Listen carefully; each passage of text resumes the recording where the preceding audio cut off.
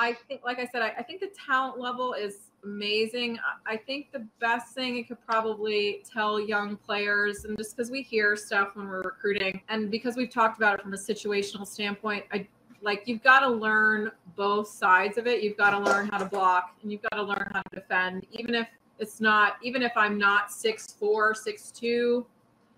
You could still, like I said, you could still be 5'7" and still be really good, even if you just know how to move and set up your defense without ever blocking. So I think not pigeonholing into this is what I'm going to do when I think I'm going to get to college, or doing the same thing with every single partner you play with, and always playing with the same partner. I think that's where people get tripped up. I think one of the things we found when juniors come, and I know we all have the same problems, they play all these juniors events and they always have the same partner because they get to pick their partner. And I think that they struggle when they get into a college environment because they don't get to pick their partner. They have to work in a team environment, and their first choice is not always the best choice for the entire lineup. And I think that's hard for a lot of them. They really struggle. Mark Burik. I am going to take you through an hour of development, knowledge, and picking the brain of a fantastic coach, somebody who is 4, maybe 5-time coach of the year. She's had an indoor tenure. She transitioned from indoor and is now one of the most successful coaches in beach volleyball. She is currently ranked 3rd all-time in NCAA wins with her university. And this is the head coach of Stetson University, Kristina Hernandez. Welcome to the show. Thanks for having me. Yeah, of course. Doing some research on you, just to get named Coach of the Year once is a cool, great honor. You've done it 5 times, is that right? 4 times. 4 times. Should have been 5. It's okay. We'll do 4. You got robbed. I understand. Yeah, it's okay. It's all right. We all do at some point. Yeah, it's 4. Yeah, the first one was cool. I'm trying to remember. It might have been in 15. I think it was in 15. And I had coached indoor for such a long time. And, I had won a title with Hofstra when I was there, but I still never got Coach of the Year or anything like that. It always seems like such a far reach for a thing. And do you even pay attention to it as a coach? You're so focused on yourself winning, your teams and your girls and your personality. So it's, what other people think of me, we got our own family, right? Right. Yeah. So it's one of those things, when it happens, oh, that's awesome. That was cool. And now it's fun. Anytime our team is doing really well and they're getting their accolades for the conference, and that, and that pops up towards the end, I take it more as a compliment from my peers in our conference, that they respect what it is that we're doing, and what we've done, that we can kind of keep doing it every year or doing it a little bit better. So now it's awesome. And it's always a good feeling to kind of just be recognized by our conference, because we vote and we all do that. And you know how that can go sometimes. You never really know. But so, yeah, I'm appreciative of how it goes with our conference. But, yeah, it's nice to have it on the resume there at the beginning. It's not a bad thing to have. So I try to enjoy it as it comes. But, I think we enjoy when our kids get recognized and honored probably more.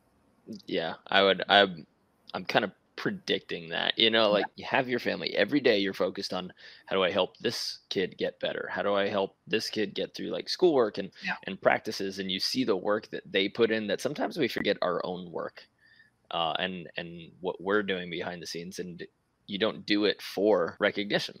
Mm-hmm. You do it because you have a desire to help and probably a desire to succeed. Yeah. Well, when you're voting for that, because all the coaches in the conference vote, right? Yeah. Mm-hmm. I have a question. What do you take into account when you're voting? Is it how they act on court? Is it just the success of their team? Is it how much their team has changed that year? What do when you're voting for that and you're trying to think like, whose name am I going to put on this list, or is it just your buddy in the conference that you like to hang out with in between matches?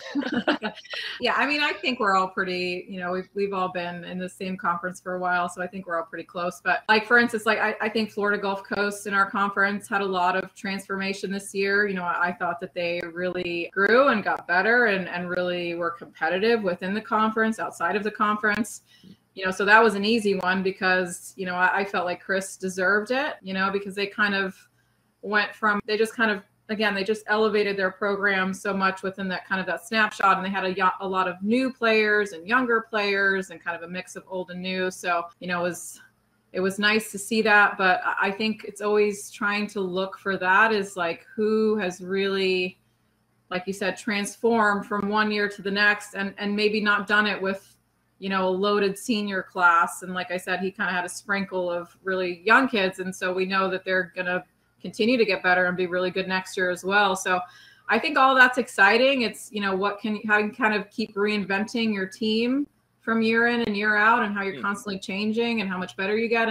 And also he kind of does it solo. So I have a ton of respect for Chris a lot. He does it by himself and that's hard enough. I complain about my one assistant only having one. I'm sure we all do, but it's like he's running around, these big matches and top 20 matches and he's coaching 3 courts at the same time. And that's hard in itself. Yeah. So I can't even imagine from a game prep to film prepping. I mean, we do a lot of hours by, just me and my, we have a volunteer, so we're very fortunate, but it's a lot of work for one person. So I respect what they were able to do this year in the conference.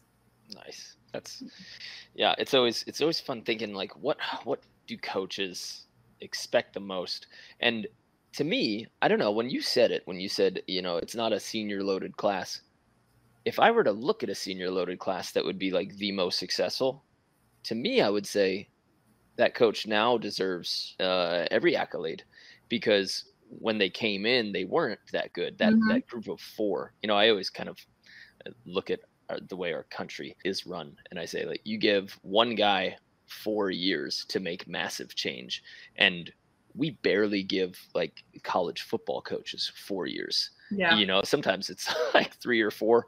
Okay. If you couldn't do it in 4 or 5, then you're out, but to do it for a country is just wild. Yeah. And I forgot where I was going with this, but yeah. And seeing, does a younger successful team speak to the success of the coach or the quality of the coaching, or does it speak to the recruiting?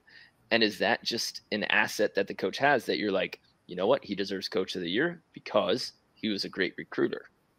Yeah, it's tricky, especially with COVID and all these, we've got all these 5th years now, and that's about to be cycled out here within, I think, 1 more year or so. But, you had a lot of teams that had 6, 7, 5th year seniors this year and the year before, and they're a little stacked and they're overloaded. So it's like, we expect them to win. It's a tricky thing.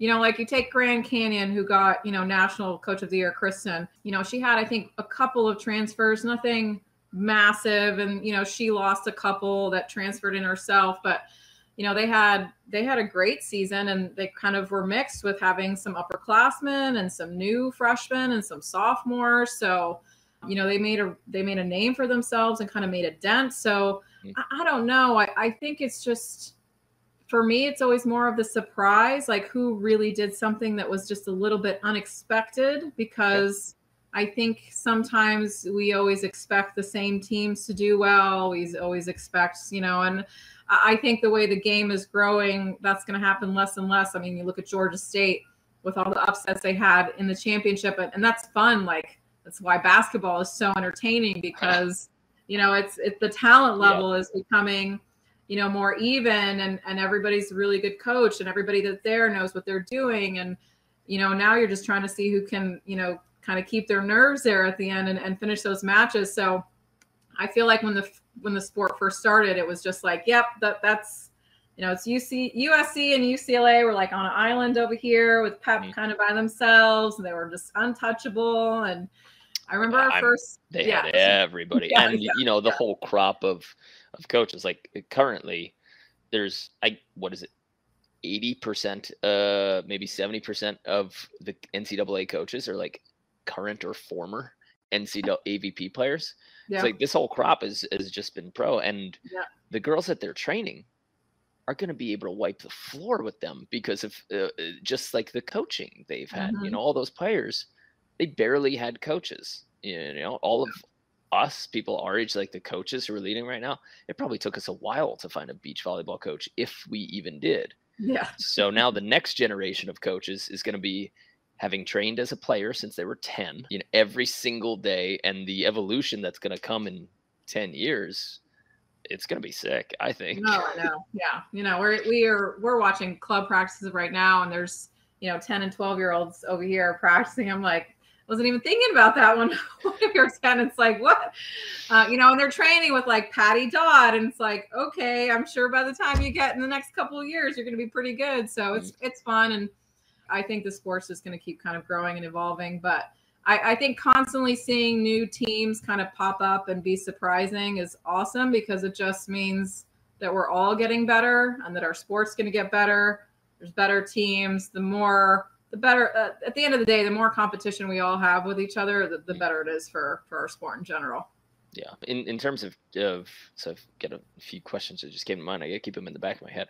But in terms of the game changing, is there anything or any rules or any formats that you would like to see different? I mean, I know there's constant, and for the last 30, 40 years, there's been discussion of the hand setting rules. That's something to come to mind. You don't have to touch on hand setting. Yeah. But is there anything that in this next evolution, with so many more players and the game growing for the women in our country, is there anything that you would like to see changed or at least experimented with? You know, they're always talking about different ways to kind of set up these lineups. Todd is always talking about like doing rider style, where it's like, hey, here's my pair. Who do you want to put up against them, instead of having your typical like 1 through 5. And this is who we're going to have in the 1 seed, 2, 3, 4, 5. So let's just unwrap that just before we go on. For somebody who has never seen or witnessed a college duel, which I think is a sweet name for it, how does a college match, a college duel work when 2 teams show up, or 3 or 4 teams show up to one beach? What happens? So we play with 5 pairs. So your 1 through 5 seeds, you've got your 6, which is your exhibition pair, but they don't count. So fairly similar to tennis, your 1 seed is going to kind of be your highest. There should be your highest level team, 1, 2, 3, 4, 5.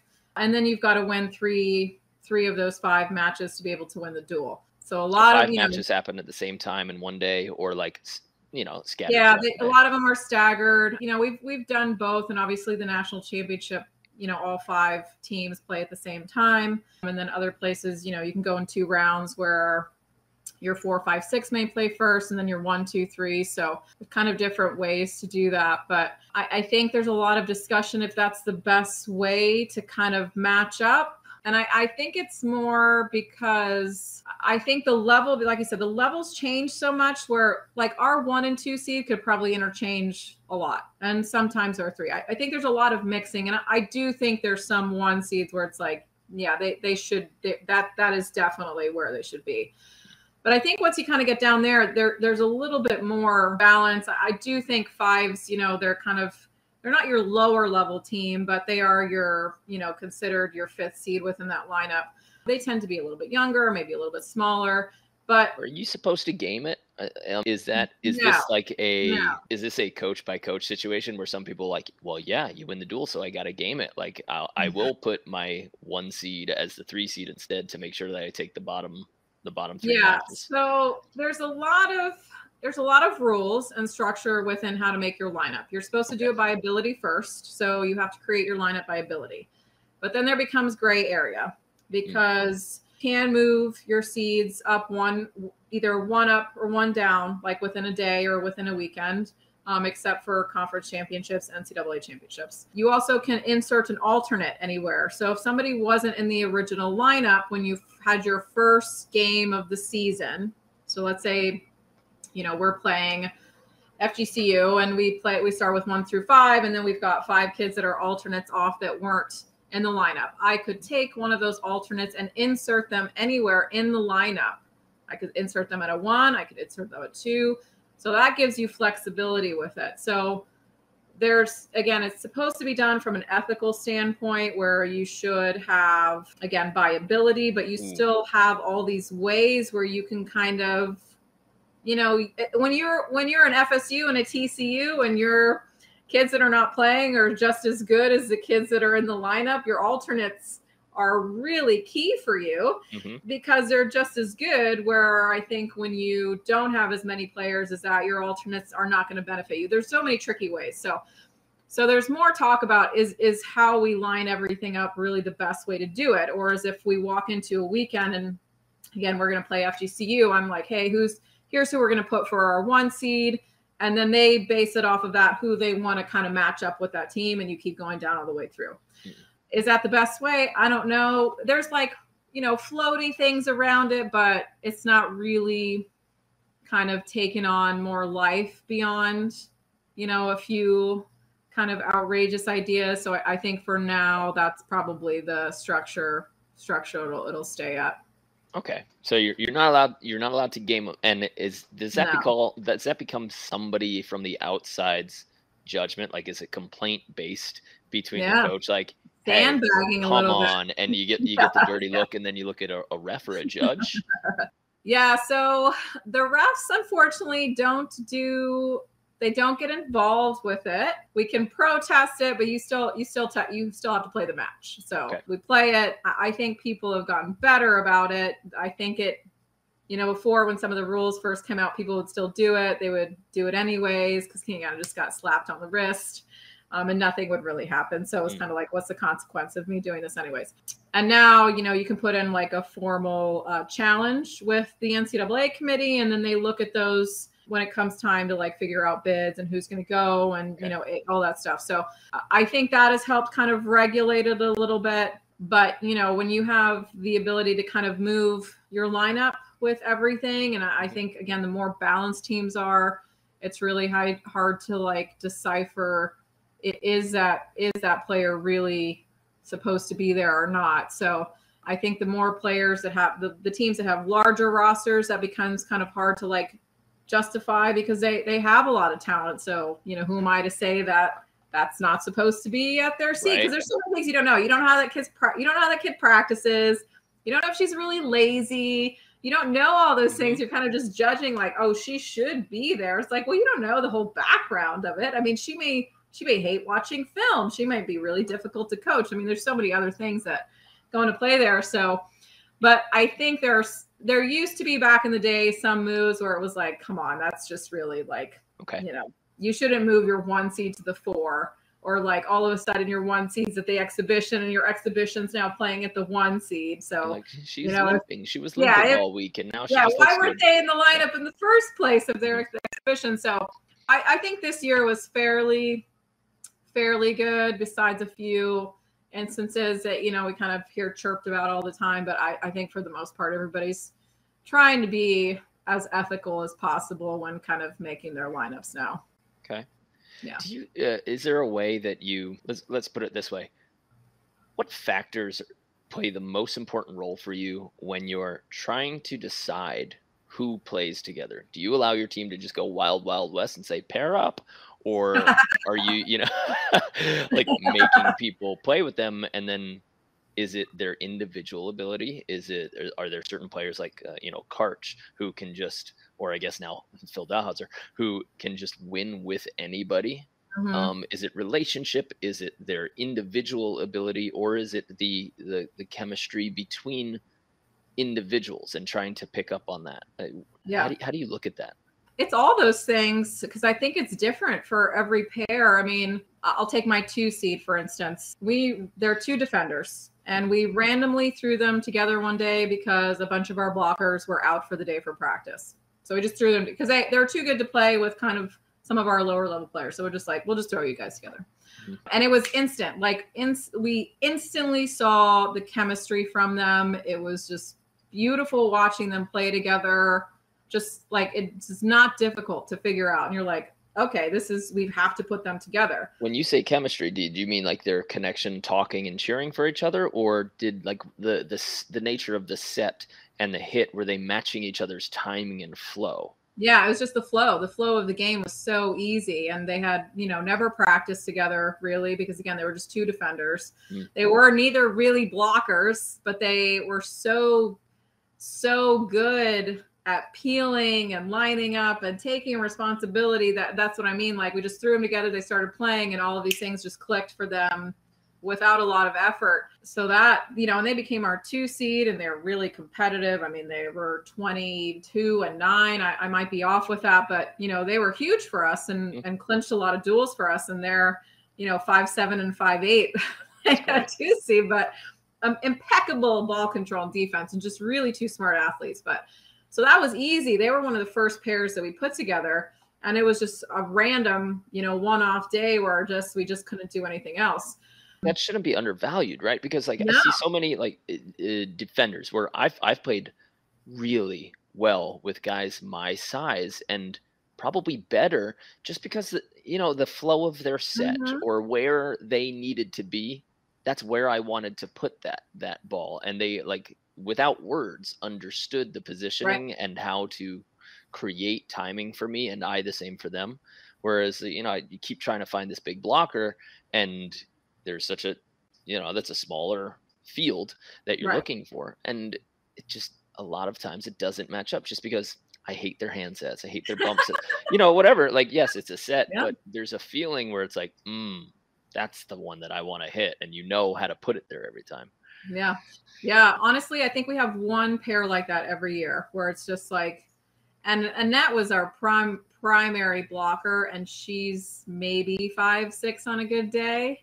But she sets herself up well to funnel to, Carol, who's the other player. And she just peels so much and she's so good at it that I was like, all right, well, I guess we're never going to get a block here at the 2 seed, but it's all right.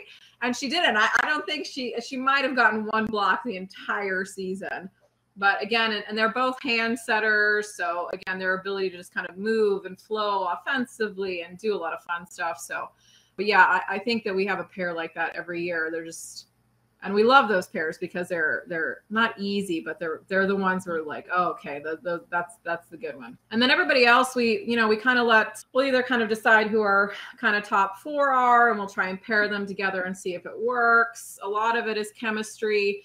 We always tell them it's not necessarily just the good stuff. It's how are they in conflict and can get through their bad days and their bad moments, because that lets us know they're going to be good. Because a lot of times when things don't automatically work, I think some of the younger players, their automatic reaction is like, well, I need a new partner. It's like, well, that's not realistic. All the younger players in all of the AVP. Yeah, it's like everywhere.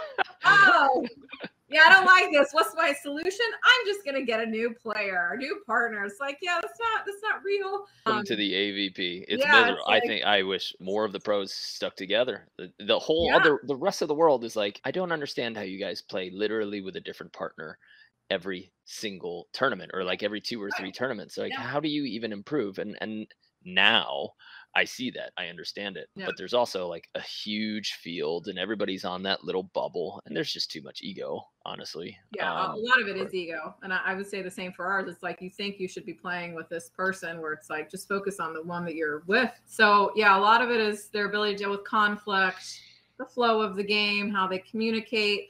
At some point, we'll ask them for their input. Like, if you had to choose your top 2, who is it and why? And we'll listen to it. Doesn't mean we are necessarily going to do it, but we at least get their feedback. Our 3, 4, 5 this year, they were all freshmen and sophomores. And I think we initially started with what we thought was good. And on paper, it made sense from a skill level and where they should be playing at and what seed they were playing at. But they weren't able to win together. Like, they would get to these tiebreakers and be 13-13, and all of a sudden they would just like choke up and hit the ball out. And I'm like, why are you doing this all of a sudden? And that happened to us a lot at the beginning of the season. There were so many 2-3 matches that we lost when we had like the advantage, because you could just tell they really didn't have a lot of confidence in each other as a pair, and that caused hesitation. So that wasn't good. And then, random stuff always happens, and we're at a tournament in South Carolina, and my really good 2C player gets injured and she's just got to be out for the day. So we have to shift like the entire lineup. We end up, changing all of our pairs at the 3, 4, 5 and kind of sliding up or moving down. And those pairs just clicked instantly. And all of a sudden they're winning tiebreakers now and they're doing it very aggressively. And we're like, okay. And then you ask them, it's like, oh, I just feel really good playing with her on the court. Whether it was a change of scenery, who really knows? But that change was really huge for us because by the time we went into ASUN, we had made those switches at the 4 and the 5 from just the defenders. Like we switched our defenders down there. And ASUN's your conference, right? ASUN's your conference. Those two pairs went 25-3. Whoa. Together from ASUN to the national championship. All those so they were just, dang. Yeah. And it wasn't necessarily, it was the same, 4 kids. We just switched their partners and they just, again, it was just either having confidence in each other or all of a sudden, it was crazy, but they were just completely new players being able to close out these really tough matches and doing it so aggressively. And it was awesome to kind of see that. How do you try specifically? I'm going to lock you down and try to make you give some details, but how do you try to figure that out before those matches? What's the process of, we're practicing, we're getting better. And at the same time, I'm trying to figure out who is going to work together, because you said it happened at a tournament because somebody drops out and you're like, oh, what a surprise. But I'm sure that there's an active every day, maybe this person should be here. Yeah. It's a long process. We will start it in the fall. And granted, we always have 1 or 2 kids come in January, so we'll start the whole thing over, but we at least have some basis of fall. I love numbers. I love stats. I love information. I like making decisions like that. And just instead of me just guessing on who I think should be playing together, I like information. It's just how my brain works. So, we have Huddle, just like most of us do, kind of in the top 10, 15. Can you just Huddle is? It's a video platform software, but they break up all of our games. They'll break up our scrimmages, our practices, and they'll pump out stats now for us and hitting charts. So we're about our 3rd year into it now. And I think we really understand the baselines. If you're going to play at a 1 to 2 seed, these are usually the numbers and the percentages that you have to hit. If you're kind of at this, these are the numbers and percentages that you have to hit. Do you know them offhand? What's the hitting percentage for a top 1 or 2 team in general? They're 600 and higher. I mean, they're maybe making 2 to 3 errors a set. And the highest level, like UCLA, USC, I mean, those are, they're playing at that level. Their passing percentage is at a 2.0. Their serving percentage is at a 2. They're at, the serve receive side out is 60% and higher. And so we know all those numbers now. So we know if over time consistently, these are your numbers, realistically, this is kind of the level that you can play out. So we start with that. You got to be at minimum against the top teams and against everybody. You got to be citing 6, getting kills 6 out of 10 times with no errors, or 7 out of 10 with 1 error. Right. And crazy. For the people who are like, yeah, I do that, you also have to look across the net and understand what your competition is. Right. Yeah. It's not so easy. Yeah. But if you're hitting under 500, that's your first baseline. Every 10 times you get the ball, do you side out 5 with no errors? You should at least be at 50% if you want to just up your level. Yeah. Good metric to pay attention to. We're doing that in our online courses. We're getting everybody to it's great. It's great information, because I think when you look at that either from a weekly basis off of a scrimmage and practice, or after you played from the weekend, and then you can compare it to what you did the week before and the week after, that's what I think we kind of know, okay, they're progressing. They can do this consistently. They can play at this level consistently. But those numbers are important. I think it gives them real information to kind of latch onto for markers to hit. And that's such a indoor thing, because indoor always had stats. You have stats for everything. So and 5 coaches. I like that piece, because it lets us know, if we have a team that's making 6, 7 errors in a set, realistically, we're like, yeah, you're either going to be a 5, maybe, or maybe you just can't be in the lineup, because that's a lot. It's a lot to have in one set. Are there some people that make more errors when they play with a different person? Like, does the same athlete not make errors no matter who they play with? Yes. There are ones you always like you said about Phil. Like, there are players that we have that can win with anybody on the team. You know, whoever they're with, they're just winning. Okay. And our freshman 1 seed blocker was like that. She just regardless of who we put her with, she was winning. She was hitting the same numbers. Her energy was the same. Her communication was the same. So you're like, that's just a really good player. So now what was it about her that she could play with anything, or any athletes that you see that can play with anyone? Yeah.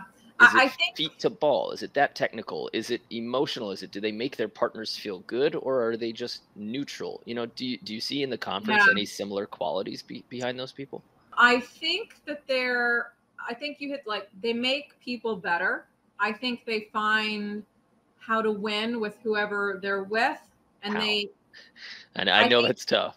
I know. I think sometimes when we think we get paired with somebody that we shouldn't be playing with, we automatically kind of change a little bit. Some kids do, where, you know, they kind of have not a bad attitude, but maybe a bad perspective, where they're only seeing bad things happening, or complaining about, like, oh, well, the set's not exactly ready to where give in quicker, right? Yeah. So you're nitpicking at everything instead of, like I said, just kind of being neutral and understanding, like, okay, this is my partner, this is the circumstance, and this is how I'm going to be able to win. And, you know, we always talk about trying to manage the weaknesses with whoever your pair is, like, not trying to all of a sudden be really like an expert at it, but how can you manage it to where it's not going to affect the game? Because, you know, everybody we're playing is going to do something a little bit different. And, you know, you're not all of a sudden going to hyperspeed learn how to kind of adapt to it if you're not prepared for it. But maybe your partner is having a horrible day, and you still have to figure out how to win instead of just making that as an excuse of, like, well, it's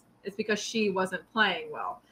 Because, you know, there's always one, and I'm sure all of us are the same. We always have one player that is the same, that regardless, they can just, I think it's a lot of internal motivation, but I think they just know how to win, and they're focused on that part of it, that, like, okay, this is who I have, so let me figure out how to win, instead of. You think that the players that can play with anybody and do it successfully, do they change their game according to who they play with?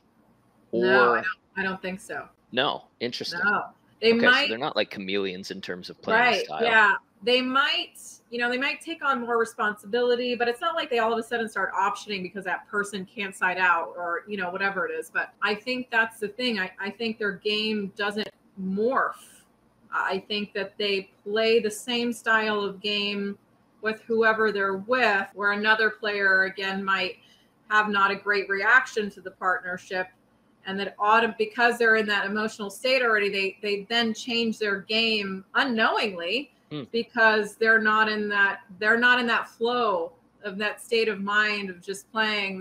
They've got this kind of handicap that they see, where they think they have to do more to win, but they really don't. I mean, they do, but they don't. But I think that perception is huge, where we've got the players that are like, yeah, I'll play with whoever, wherever you need me.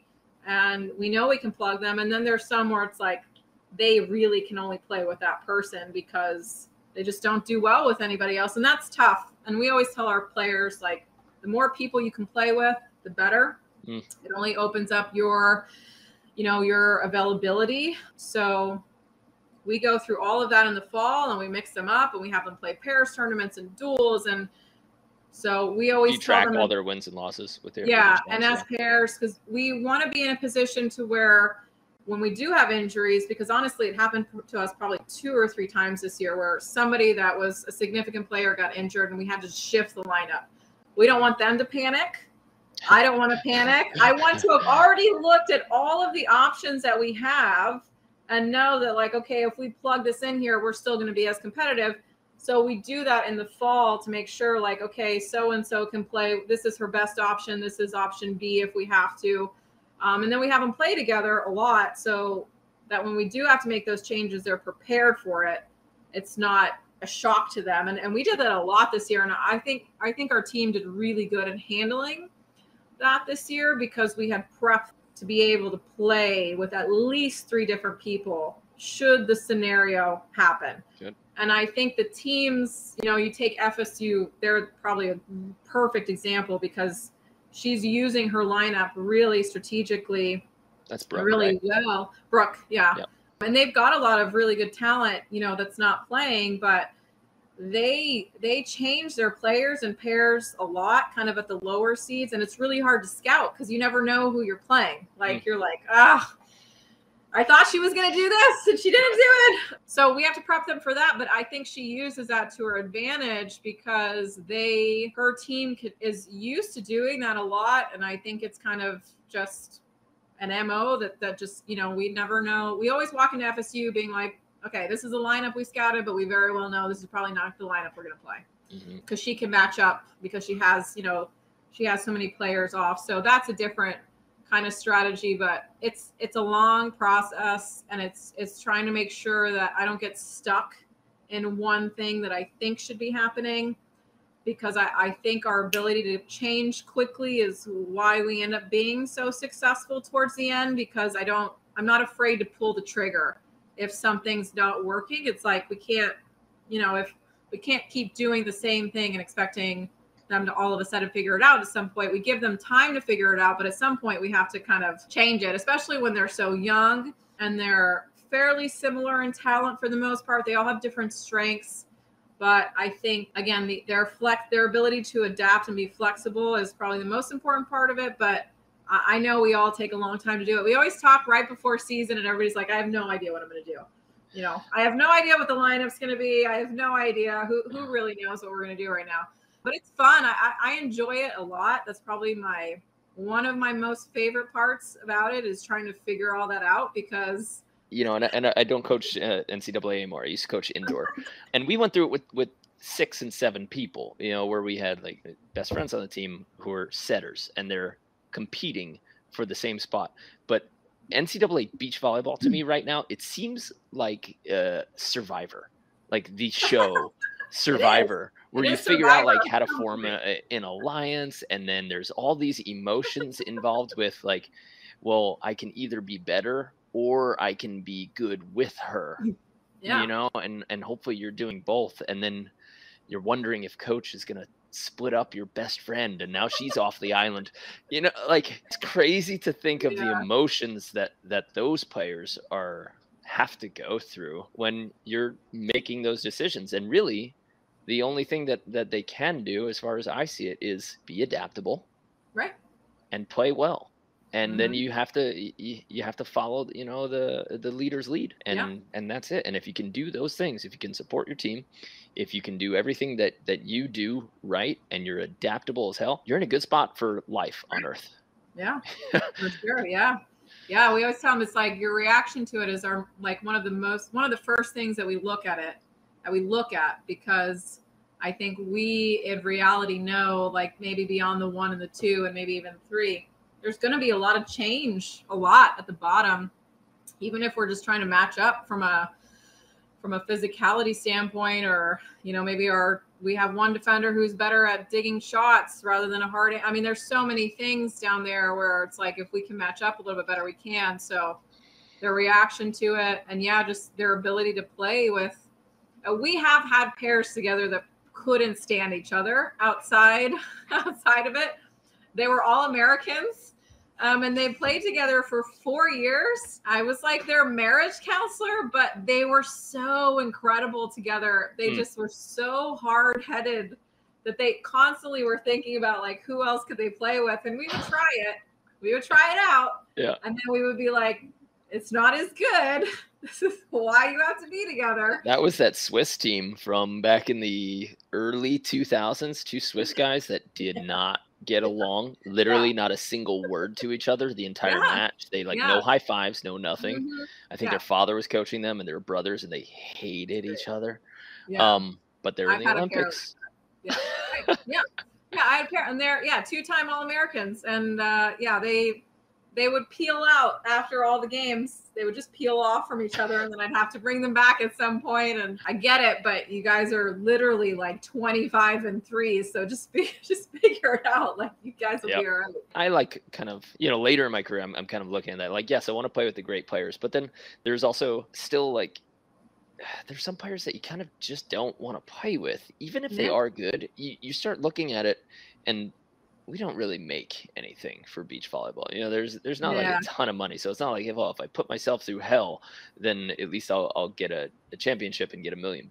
That's the payoff. Like, the payoff is the championship, but it's like, you know, $7,500.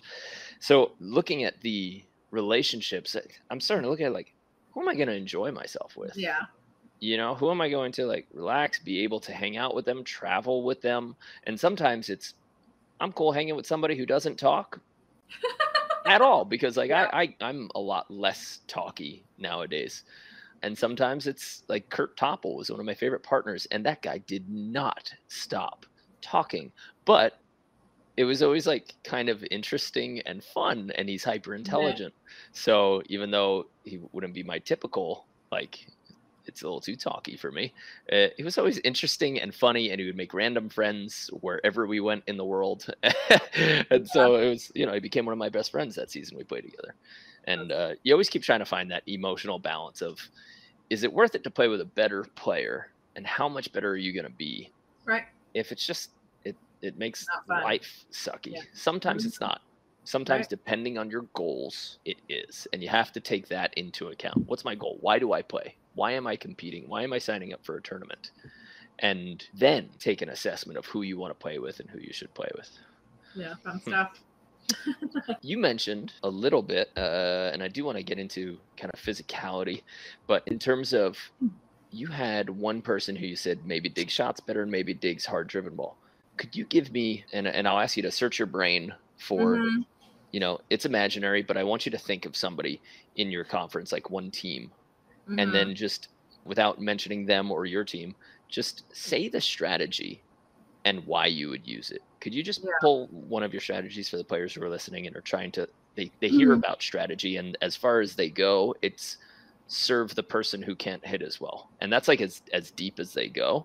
So I want to help people get more strategy. So what do you look for? So we set up our serving strategy based off of what our defensive strengths are. So we don't necessarily just serve the best or the, you know, the worst hitter, because that's, you know, maybe our defender doesn't defend whatever it is that they're doing very well. That happens all the time. We do have a lot of different players where one is much better at digging shots versus hard driven, where we also have a kid that's much shootier and the other one just likes to swing at everything. We have some that move and some that are higher. So there's all these different things, right? So we will first talk to our players once we have film of who they want to serve, because they think they can funnel this shot or this heart. So even if it's, you know, you take UCLA for instance, because they're the last team we played. Very, very, very good team. Definitely not just a shooty team. A lot of them swing and take big swings a lot. I think our defenders were comfortable with that because they like it's their strength. Like, they felt really good serving some of the bigger players and just kind of sitting there and getting ready to dig that ball because they knew that they could do it. So it wasn't necessary. It wasn't in a mind frame of like, I want to stay away from that because she's really strong. It was like, I want this and I want to serve her because I'm trying. This is my strength as a defender, and I know that I can dig this ball and convert off of it. So we really try to work. I think from a mindset perspective, it's good because they're coming into defense in a much more aggressive mindset with, and like understanding what it is that they're trying to take. And even if it might be the player's best shot or best swing, it might be defense. It might be our strength defensively. So we try to do that. So even if we take a timeout, you know, if we have a player that's coming out of the middle and maybe she's swinging, you know, we go through, you know, we practice multiple defenses based on scenarios, etc. So we always give them the options. It's like, hey, this is what she's doing.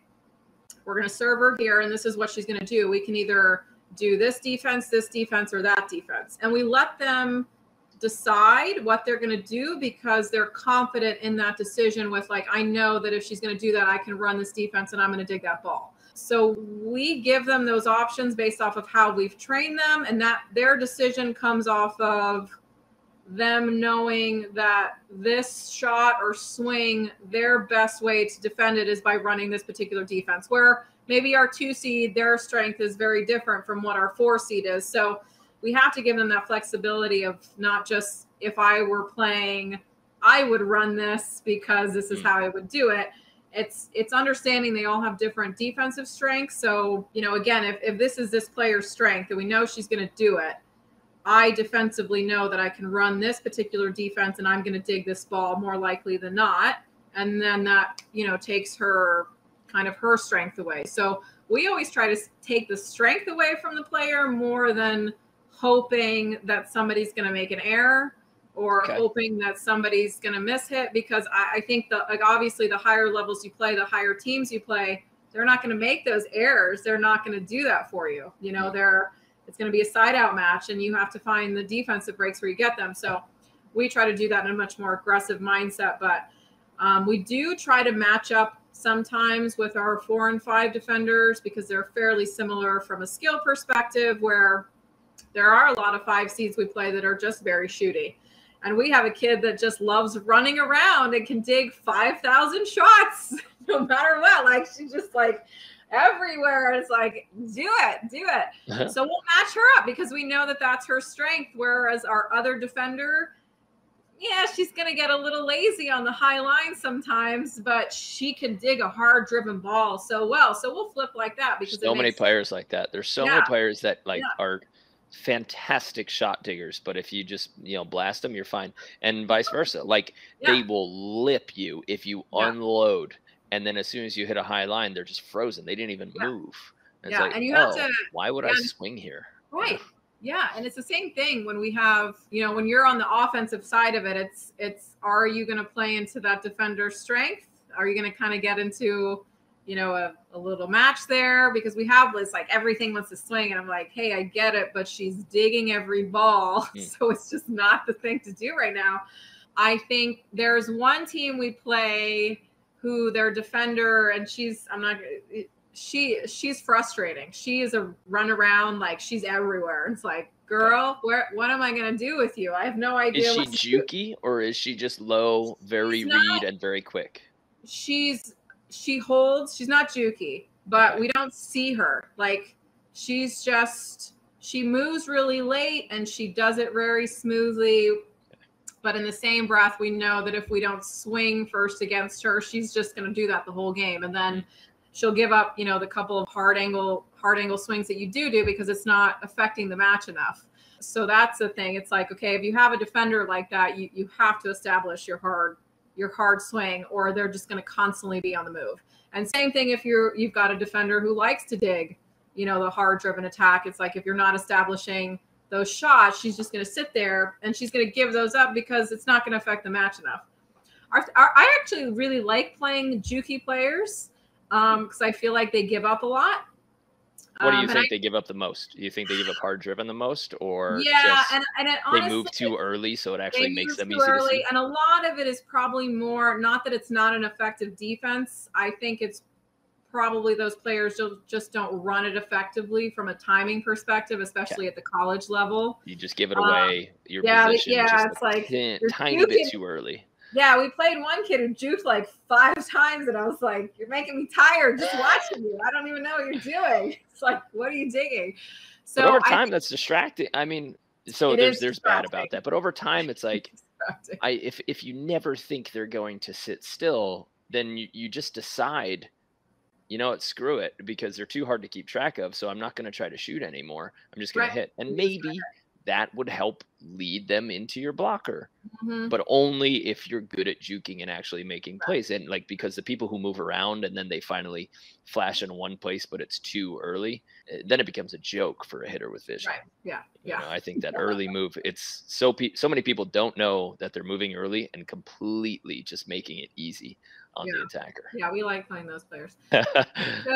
So yeah, there's different, and the fun thing about college, and especially each individual pair we play, even if it's a different seed, they all obviously have their own little strengths, weaknesses, but from a team perspective, they all fairly similarly, systematically do fairly similar things.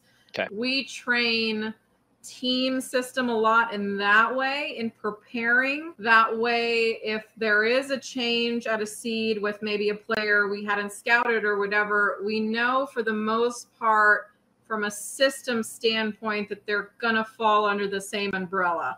Okay, and so then, certain swings or certain defenses work in certain situations over right, time. because every coach has a particular way that they train and a particular style that they like. And like I said, we know the teams that like to juke. We know the teams that like to double juke. We know the teams that like to do straight up. They're never going to switch their defense ever. We know the ones that like to peel. I mean, that's just like, again, so from a system standpoint, I think we can prep our teams. We prep our teams in that manner. And then once we scout, we can focus on each individual pair, what might work for us versus not. But I think as long as I've been in it now, so I'm going into my 10th year, all of these coaches, we've all been the same, where I'm like, yep, we're playing them. This is what they're going to do, like without even watching film, because we just know already, like that's what they do. So that's all good. And that's a very long-winded, but I think from a defensive standpoint, I think just trying to rely, we really don't try to rely on somebody making errors. I think if there's somebody who doesn't pass well, then yeah, we'll put pressure, but then all of a sudden they become an amazing passer when they're playing you, and then you're like, what am I supposed to be doing? So we sometimes just like I said, like to serve the stronger thing if we know that they're very predictable in what they're going to do. I think that helps as well. Like if they only do two things offensively, I think our kids feel very comfortable with knowing like, hey, I just have to prioritize this and she's going to prioritize that. I think the players that just, they have no pattern really. You could sit there and watch film of them all day and they're just not going to do the same thing.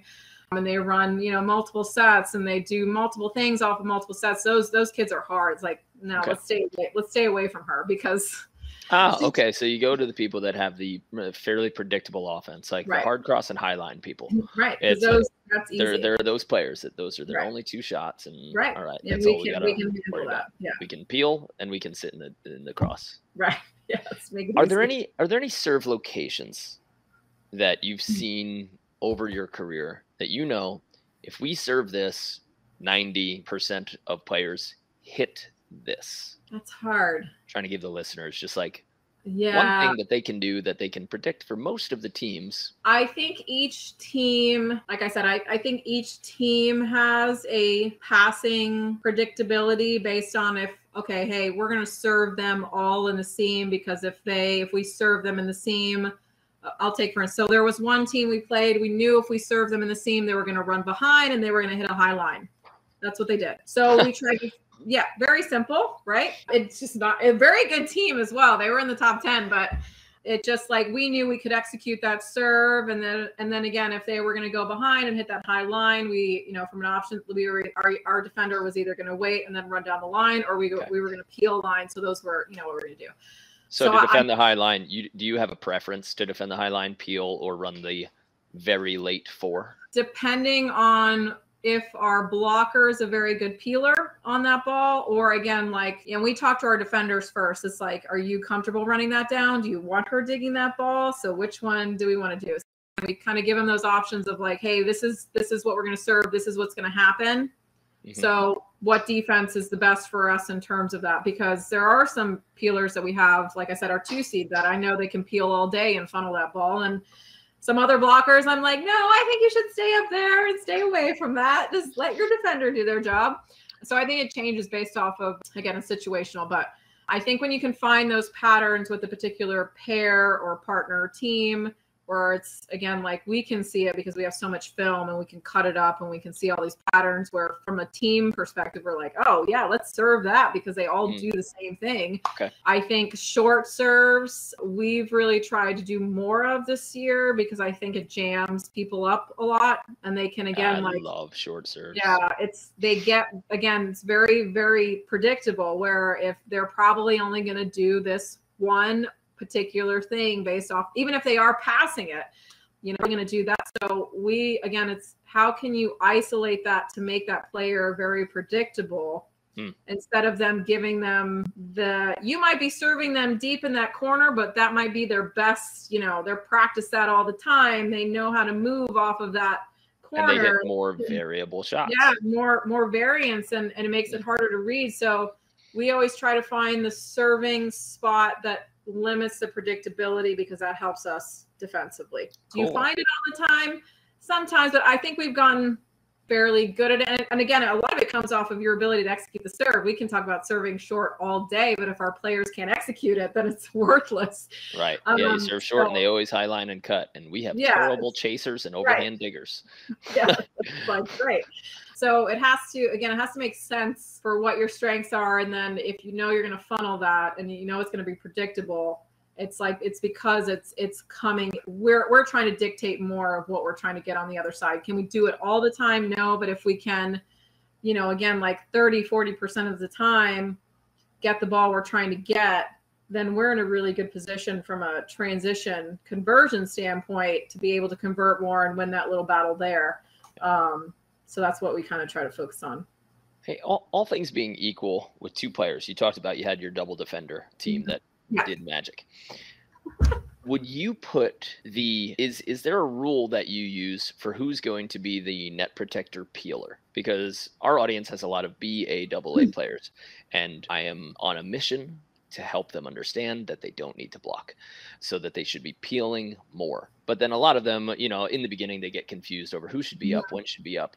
And is there a certain physical attribute that you say, that's why this person should be the peeler? Should the more agile person be protecting the net and peeling because they get stopped and balance easier? Or should the more agile person be able to use their agility from the ground, you know, and like they're stable? Do you have any rules or insights on that? Or for all things being equal, how do we decide who's going to be the net protector peeler?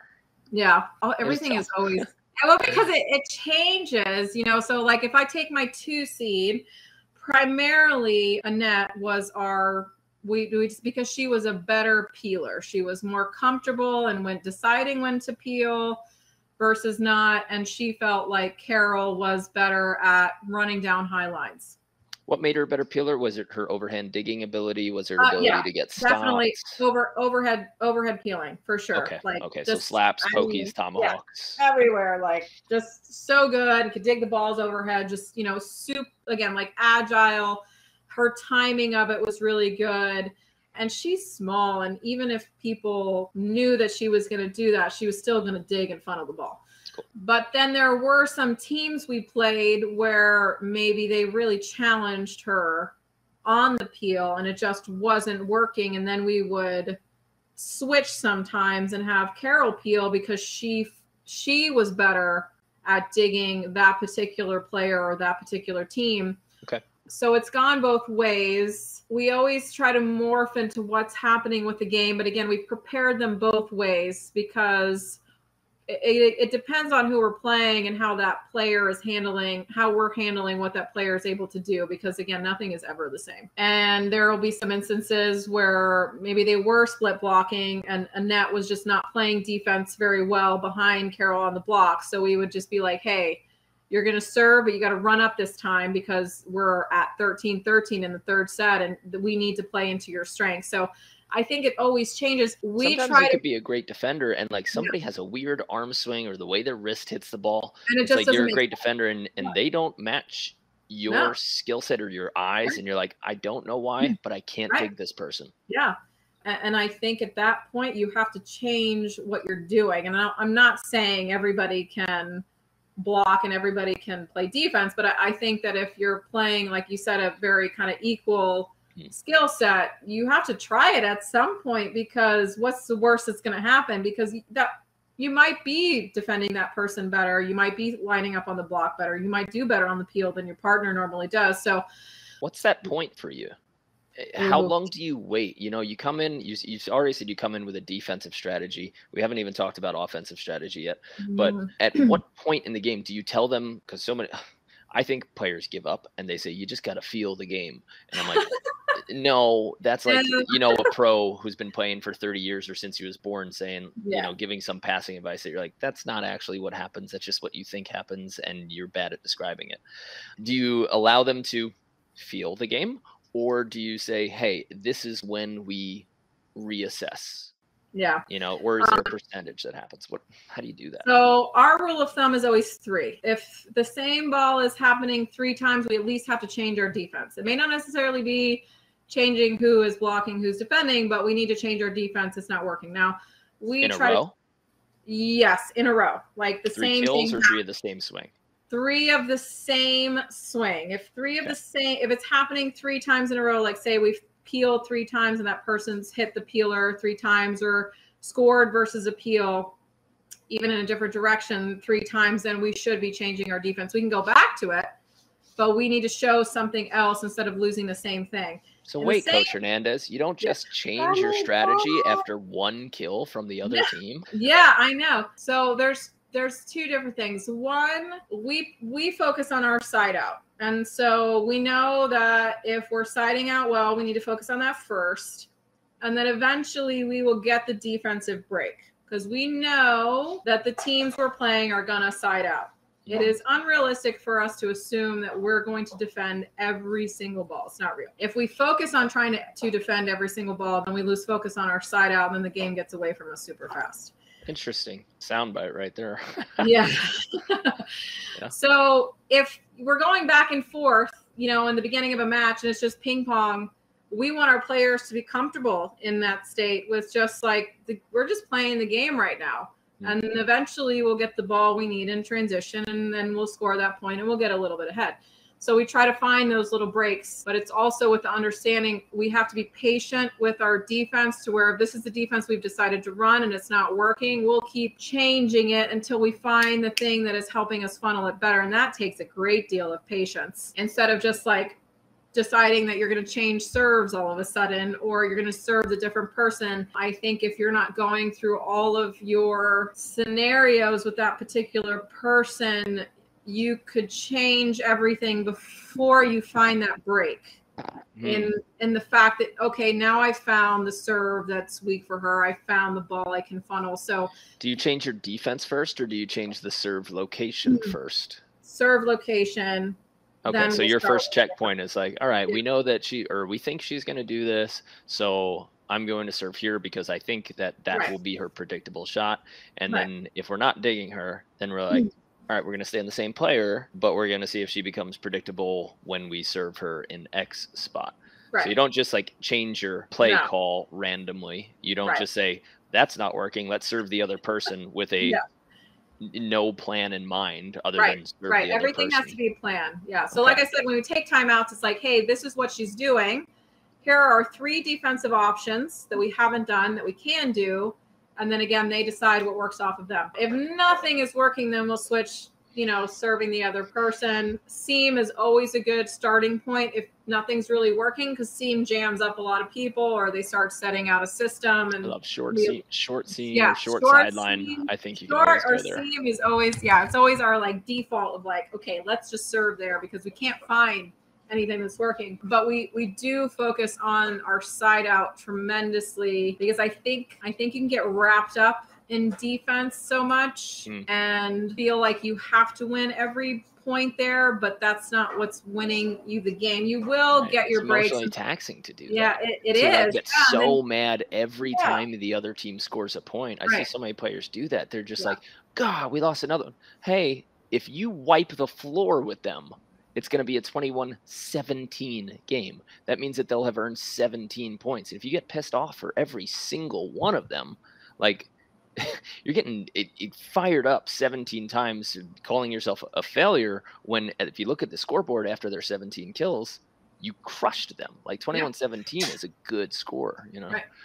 So and the same thing, like if we're playing a player and I'm like, hey, this is her best shot, like you have to give it to her. Like you can't defend everything. You've got to have a priority. Your blocker has a priority. And if you're able to take those priorities and they're still, you're funneling at least a few percentages, like I said, like somewhere between 30% on that priority, and that player is still comfortably doing their best thing, you're still in a better position to win the match, and you have to give them that other stuff. Like, it's again, I think we get into this idea that we have to shut somebody down, and there are players that you can shut down. I'm not saying there's not, but again, when we play the higher level teams, you just have to be okay with the fact that they're good and they're going to figure out how to score. And again, it's being comfortable in that space and being patient till when you find the thing that's actually working for you, then the game's going to start shifting, and then you'll win those big points when they matter.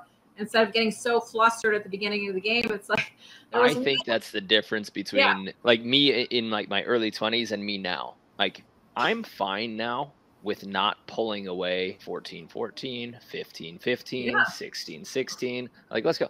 And, you know, and when I was in my early 20s and maybe younger and probably in my early 30s, it would be at that point and I'd be like, yeah, why haven't we pulled away yet? Why haven't we pulled away? It's like, I think Ricardo Santos, he goes, there are a lot of volleyball points left. Yeah.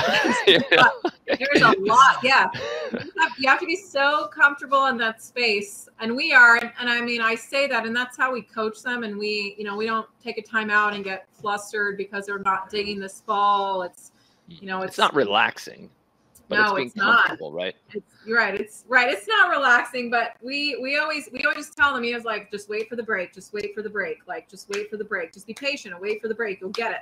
And I think they constantly have that mentality now because we're reinforcing that, so that creates, not that they don't get impatient, they do, but we reinforce with the same thing that we're trying to get them to think of, right? Instead of like telling them to be patient and then being like, why didn't you dig that high line ball? She's doing the same thing every time. It's like, yeah, okay, well. Yeah, in many ways, it's like chess. You know, everybody has the same similar openings. Everybody knows the first like 5 or 6 moves.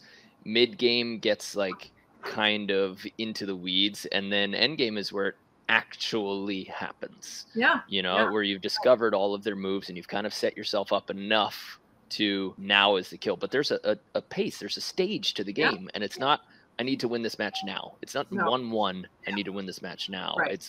There's beginning game, probably everybody's equal. I mean, if levels are similar, everybody's equal. And then mid game is when you really figure it out. And then the end game starts when you've put them into a position X amount of times, and now you're ready to capitalize on that. Correct. Yeah, for sure. Definitely. Yeah, that's the good stuff. Oh, so many people never get to that, but it's it's so just fun like, when they do. Okay. And when the game starts, it's like 3-3, and we haven't defended the girl. The kids look at me and like, the game just started. Like, just give it a while. Like, look, she's a good It's not player. working. Yeah, she's a good player. Like, why do we want to take a timeout right now? It's only 4. It's on the first side switch. Like, just chill out. Let the game come to you. It's like, fine. So you'll be all right. Yeah. Hey, I know you've got family. You've got a ton of responsibilities. Like so many of our guests, I feel like in no way have we even scratched the surface.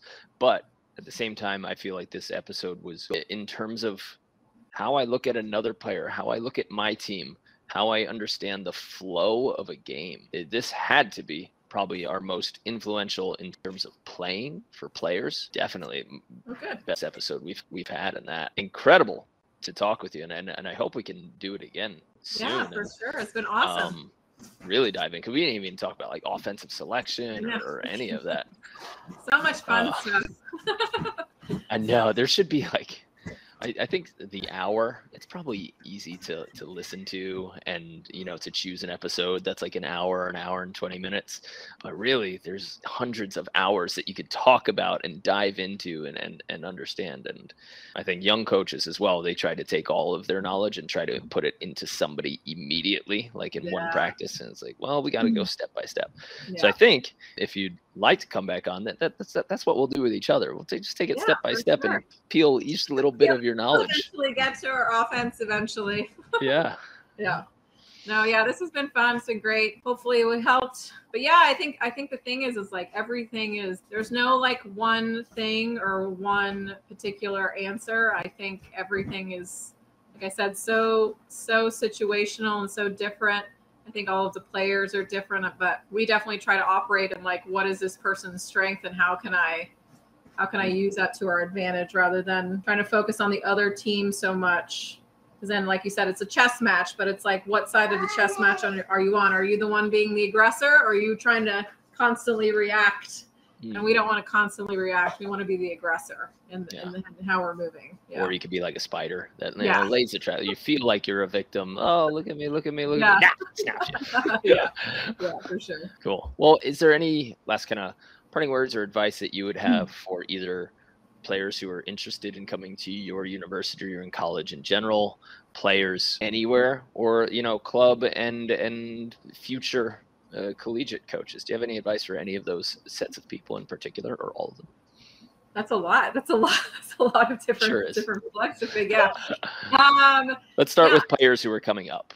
Like what's who are coming up? I think, like I said, I think the talent level is amazing. I think the best thing it could probably tell young players, and just because we hear stuff when we're recruiting, and because we've talked about it from a situational standpoint, you've got to learn both sides of it. You've got to learn how to block, and you've got to learn how to defend. Even if I'm not 6'4", 6'2", you could still, like I said, you could still be 5'7" and still be really good, even if you just know how to move and set up your defense without ever blocking. So I think not pigeonholing into this is what I'm going to do when I think I'm going to get to college, or doing the same thing with every single partner you play with, and always playing with the same partner. I think that's where people get tripped up. I think one of the things we found when juniors come, and I know we all have the same problems, they play all these juniors events and they always have the same partner because they get to pick their partner.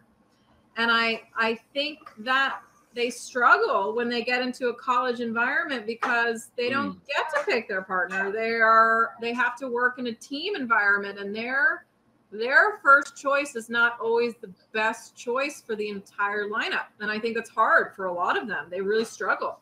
I think parents and juniors need to hear that. Yeah. Because when they're saying well, my girl's not playing with this, my girl's not playing with this. Here's the third place for most winningest coach in NCAA history, right? She's saying, I need to see your player play with multiple people. Yeah. To see how she reacts and I'll have confidence that she'll come into the college environment well, instead of, no, she needs to be with her. And that's the only way they'll win and get deeper into the tournament. Listen, film is film, no matter how far you've gotten in the tournament. Film is film, and seeing somebody compete with multiple, that's something parents and probably club coaches and directors need to hear, that I don't think is discussed. Think about, because like I said, I think you get really comfortable playing with the same person all the time, that when you come in this environment, like I said, it's your perception changes and you react constantly to who you're put with, instead of just learning how to play with different people. So I think a lot of juniors do that too much, where I've seen kids for 4 years straight have the same juniors partner. It's they're winning all these tournaments. It's great, but you're not going to college with her.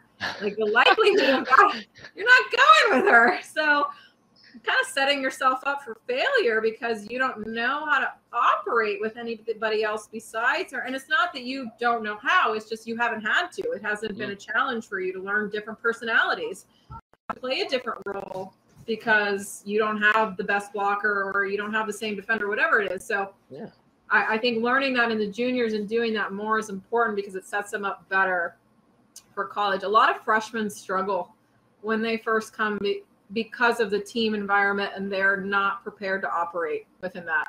With multiple people and because they want to play with personalities. People would get stressed out in different ways, and you have to know that somebody's RBF, is somebody else's smile. When somebody experience discomfort or resting state in different ways, and people, they don't take into account the visuals that they pick up, and that just because somebody's got stoic face doesn't mean they're mad.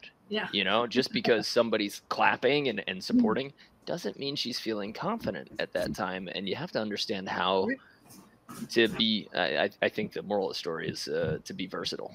Yeah. So that would be my advice for them. Coaches, I think just like you said, I am constantly listening to podcasts or something, or learning, trying to constantly watch different. I watch your little YouTube videos all the time, because maybe there's something I can pick up on how I can construct something a little bit different or say something a little bit different. I think trying to learn as much as you can, different styles, different people, different ways. I know that I can pull things from different places to make different decisions, and it helps me feel very confident in what I'm doing or what decisions I make, because I've continued to kind of do my due diligence with finding different ways to do stuff, or different ways to see something, or just to say it, you know, so that a different way to say rings it, a little better for one athlete. Yeah.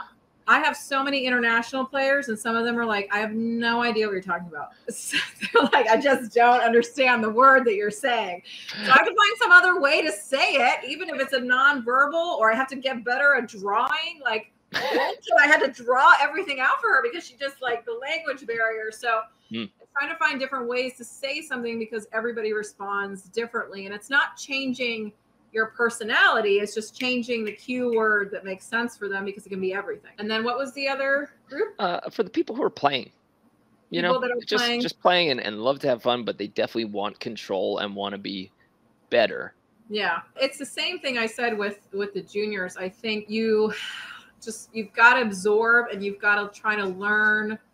You've got to be good being really bad at some point. Like, you're not learning unless you're kind of going through that sticky stuff first. I think sometimes we go to practice and we want to feel really good about what we did, and we pat ourselves in the back because we look super awesome at practice. That's never a good practice for us. Like, for me, we didn't get anything done.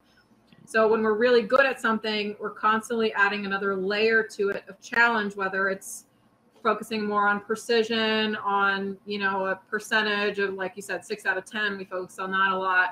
And then if we're hitting that marker, then what's the new marker that we can hit that's going to even more challenge? So there has to be constantly a new layer of challenge when something is hit or gets a little too comfortable and easy, because then it's the same thing. You'll be able to adapt more once you start playing and things don't go particularly with your way. So, and I think focus, right? Like long-term focus, right? Is, I think you can get into. You know, I'm sucky at cut shots. At cut shots. Well, how many weeks have you spent hitting nothing but cut shots? Yeah. Right. I mean, people would like do what they're comfortable with, and like, well, I'm not good at that. Well, stop saying I'm not good at that. Stop complaining about X situation. You have to actively at some point do something about it. And even if it means committing one weekend to not focusing on winning, but focusing on, I'm going to get 100 cut shot kills this tournament. Yeah, there's definitely a phase, like we, in the fall and probably the beginning of January for us, that's what we're focused. It's not just on the winning and looking really good and everything flowing. It's like, we've got to go through all this messy and rough stuff, same from a partnership standpoint, so that we can get to the good stuff. And then we get to that portion of where we are constantly competing. Then we focusing on managing our weaknesses, because we can't spend hours and hours and hours trying to perfect one little technical imperfection. It's not the time, but we can still figure out how to morph our game to be able to not be not be a problem for us. So like I said, there's different portions of your year or your season where you've got to be okay with that challenge and learning process and dedicating time to what you're not good at. And then also understanding there's a point where you still need to focus on what you are good at and your strengths. And it's a fine line, but I think sometimes we just want to feel really good when we practice, and it's not, for me, it's not real. Like it's not real. Yeah. I think we need those days. And more often I've been choking to like, hey, let's do like one of those kind of pyramid days where instead of competing, we're going to be practicing today until we get 100 perfect practices. We're not going to go on percentage on anything, and just that accomplishment, being able to walk home at least one day and say, I did great today. Yeah. You know, that's, or I got it done instead of environment. I think the emotional stores need to be recouped sometimes in those very successful days. And people are always trying to find what's wrong. No. Take one day where you know that it's right, and you just, hey, look at me. I got 100 perfect passes today. Yeah. Doesn't matter how many were bad. Yeah. And then the other thing on the flip side, there's sometimes where things come out really imperfect, but you still are successful, and you've got to be good with that too. Like my little 2C play, she's like, she has such high expectations of herself. And like, if something trickles off the net, she's like, oh, and I'm like, it's a point. Nobody cares. You still scored the point. You're good enough to screw up and win. Yeah. The odds of that happening again are so low, but like, just give it to yourself. You don't have to like overanalyze every single thing that wasn't executed perfectly, because again, it's not real. It's going to happen. It gets a little crazy sometimes. So it's like, I think sometimes we just focus on everything that's just not working, and it's like, okay, well, what was the good in that, and then how can I make it a little bit better? But like, let's focus on the part of that was actually good. Yeah. And then like, what's the other thing that we can do in that scenario, instead of just like, oh, I suck, because that's like a horrible response to have. And it's a response that a lot of people have because they just want to execute everything all the time. And just like everything else, it's just that patience to work through it. Can you actually do that? It's easy to say it. We talk about it all the time. And then the minute our players start doing something, we get the flailing and, all that other stuff. And it's like, again, what's that response that you have? Because that's how you're responding to that is your ability to get better, regardless of what that outcome was on the other side. That will come if you're actually working through that and not giving yourself a hard time about it. Like, just, again, it's the sweet spot. It's like, that's the fun stuff of finding the stuff that you need to kind of keep tweaking and be like, oh, okay, well, that's another part of my game that I can keep getting better at, and see it as a good thing, not as such a negative thing, because it's not. It's just don't, again, our perspective, it's not a negative thing. It's just new information. It's new information, and how do I use this information? I like that. Well, Kristina, Coach Hernandez, thank you so much. Yeah, great talk. I can sit here and talk to you forever. Great talk. Yeah, there was no slowdown. There was like, I ditched my whole sheet of questions so that I told you how it would go. I was like, yeah, we got questions, but we might not answer it. Yeah, awesome. Well, yeah, thank you so much for everybody who's listening. We've got Coach Hernandez's links and the links to Stetson University Volleyball down in the show notes. So if you want to click and check out and support her team, definitely go for it. And if you ever want to come to any of our coaching clinics or take our online coaching certification, you are more than welcome to come on over to betteratbeach.com and follow through all the clicks and answer all the questions. We'd love to have you on board. But Kristina, like I said, I would love to have another conversation and dive even deeper. This time we'll like focus on maybe offense or something like that, and lifting and things. So, but this was fantastic, and I think everybody who's going to listen to this is going to absolutely love it. Well, great. I had a great time, and I would love to be back on. Thanks for having me. Thanks for being here. Yeah. Everybody have a great day. Congrats on all your success. Keep going. Thank you. Okay. Bye. Bye.